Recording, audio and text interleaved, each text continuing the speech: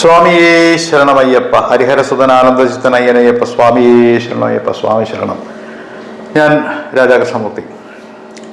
ഇന്ന് നമ്മളിവിടെ ചർച്ച എന്ന് പറയുന്നത് തന്നെ ശബരിമലയ്ക്ക് മാലയിടുന്ന വിഷയത്തെക്കുറിച്ചാണ്. ലോകമെമ്പാടും ഒരുപാട് അയ്യപ്പ ഭക്തന്മാരുണ്ട്. ഈ അയ്യപ്പ ഭക്തന്മാർ ശബരിമലയിൽ വരുന്ന ചില തെറ്റായ പ്രവണതകളും തെറ്റായ രീതിയും കണ്ടിട്ടാണ് ഞാൻ ഇങ്ങനെ ഒരു വീഡിയോ തന്നെ ചെയ്യാം എന്ന് ഞാൻ വിചാരിച്ചത്. ഭഗവാന് നമ്മൾ എങ്ങനെയാ പോകുന്നത്? തത്വമസി എന്ന് പറയുന്നത് ഭഗവാൻ തന്നെയാണ് നമ്മൾ. അപ്പൊ ഭഗവാൻ എന്ന് പറയുന്നത് നൈഷ്ഠിക ബ്രഹ്മചാരിയാണ്. അപ്പൊ നമ്മൾ വിവാഹം കഴിച്ചു കഴിഞ്ഞാലും എന്തായാലും നമ്മൾ ഏറ്റവും കുറഞ്ഞത് ഒരു 21 ദിവസമെങ്കിലും വ്രതമെടുക്കാതെ നമുക്ക് ശബരിമല പോകാൻ പാടില്ല എന്നാണ്. ആദ്യമായി പോകുന്ന കന്യ അയ്യപ്പന്മാർ 41 മണ്ഡലം പൂർത്തിയാക്കി വേണം ശബരിമലയ്ക്ക് പോകാനായിട്ട്.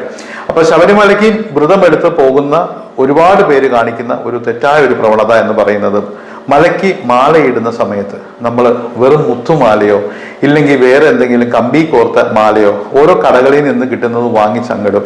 അതൊരു തെറ്റായ പ്രവണതയാണ്. കാരണം ഭഗവാൻ ബ്രഹ്മചാരി ആയതുകൊണ്ട് ബ്രഹ്മചാരിക്ക് ധരിക്കാൻ പറഞ്ഞിട്ടുള്ളത് രുദ്രാക്ഷം തന്നെയാണ്. അപ്പം ആ രുദ്രാക്ഷമാലയാവണം നമ്മൾ ശബരിമലയ്ക്ക് പോകുമ്പോൾ. നമ്മൾ സ്വയമേ നമ്മൾ അയ്യപ്പനാകുമ്പോൾ, മാല ധരിച്ചാൽ നമ്മൾ എല്ലാവരും വിളിക്കുന്നത് എന്താണ്?